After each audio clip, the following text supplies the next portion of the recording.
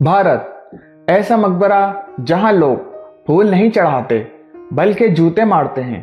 भारत शायद दुनिया का वाहिद मुल्क है जहां तोहम परस्ती उरूज पर है। इस मुल्क से आए रोज ऐसे ऐसे वाकयात सामने आते रहते हैं जिनको पढ़कर या देखकर इंसान सोचता है कि इन पर रोया जाए या हंसा जाए।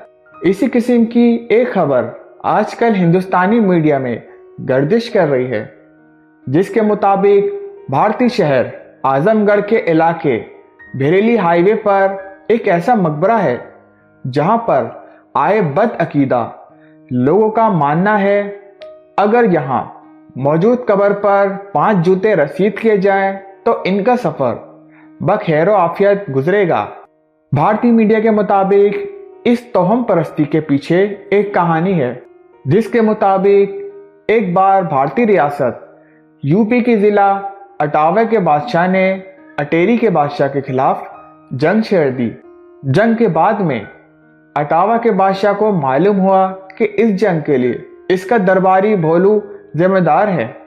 इस बात से नाराज होकर बादशाह ने ऐलान किया कि इसको इस वक्त तक जूते मारे जाएं जब तक इसकी मौत ना हो जाए।